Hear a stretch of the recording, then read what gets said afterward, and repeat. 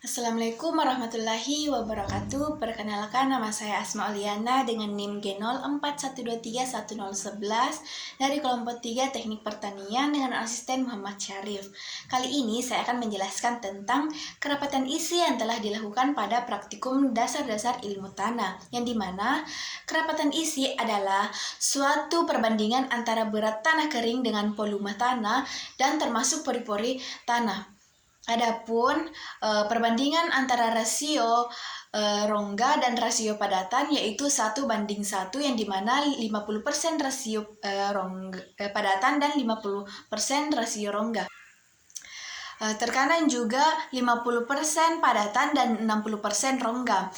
Pada tanah gambut, porsi rongga bisa menjadi lebih besar, bisa menjadi 80%. Bila porsi padatan lebih besar daripada porsi rongga, misalnya 60% padatan, 40% rongga, maka tanah tersebut bersangkutan disebut mengalami pemadatan. Tanah yang padat adalah tanah yang porsi padatannya lebih besar daripada porsi rongga atau porinya. Sebaliknya, tanah yang gembur atau longgar memiliki pori yang lebih besar daripada porsi padatan. Pemadatan terjadi karena volume rongga atau pori berkurang akibat beban bekerja pada tanah. Contoh beban yang menjadi penyebab pemadatan tanah pada pertanian adalah penggunaan traktor. Baik, selanjutnya saya akan menyampaikan hasil praktikum kerapatan isi yang telah didapatkan, yaitu berat ring sebesar 72,9 gram, diameter dalam ring 5,9 cm, tinggi ring 5 cm, berat tanah ditambah air ditambah ring yaitu 247,67 gram, dan berat tanah ditambah ring atau berat setelah di open sebesar 208,7 gram. Hal ini mengalami penurunan karena dipengaruhi oleh terjadinya atau proses mengopen tanah, dan dipengaruhi oleh tekstur tanah, kandungan bahan organik, tingkat kelembapan tanah, yang dimana kerapatan isi yang tinggi sering kali mengalami porositas yang rendah yang dapat menghambat pergerakan air dan ekor tanaman. Selanjutnya saya akan menjelaskan tentang kadar air tanah. Baik, saya akan menjelaskan tentang kadar air tanah, yang dimana kadar air tanah adalah konsentrasi air dalam tanah, biasanya dinyatakan dengan berat kering. Praktikum kadar air tanah ini menggunakan metode gravimetrik, yang dimana prosesnya yaitu yang pertama timbang cawan Petrich, kemudian tambahkan tanah lembab atau basah 20-50 gram. Yang kedua, keringkan di dalam oven suhu 105 derajat Celcius selama 2 kali 24 jam. Yang ketiga, keluarkan cawan Petrich dan tanah dari oven, keringkan dalam desikator, kemudian timbang cawan Petrich bersama tanah.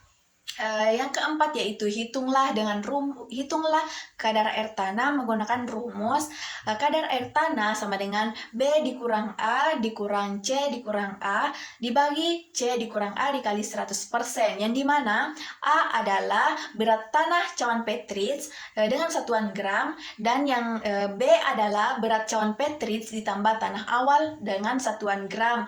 C adalah berat cawan Petrich ditambah tanah kering open dengan satuan gram.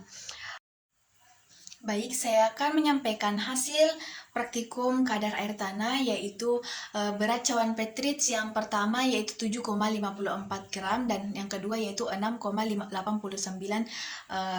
gram. Terdapat perbedaan di antaranya.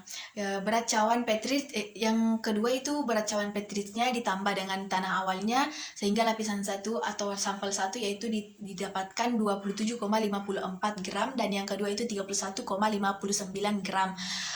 Yang ketiga yaitu ada berat cawan bercawan petris ditambah tanah kering open yang telah di open, yaitu sampel pertama 23,91 gram dan yang sampel kedua 26,4 gram.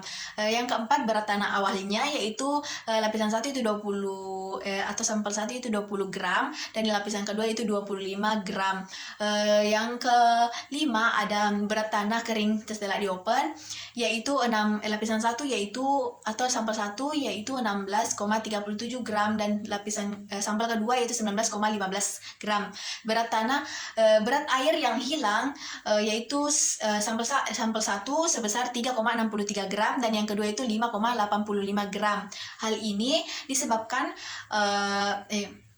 perbedaan kadar air tanah. Setiap tanah memiliki kadar air tanah yang berbeda-beda, melainkan setiap tanah walaupun jenis atau kandungan pada tanah memiliki kandungan atau jenis tanah yang sama, namun tidak selamanya atau tidak semuanya kadar airnya itu sama karena dipengaruhi oleh ukuran partikel, faktor-faktor lingkungan, kandungan bahan organik, ukuran pori, serta kelembapan suatu tanah. Baik, sekian dari saya. Mohon maaf jika masih banyak kekurangan. Wassalamualaikum warahmatullahi wabarakatuh.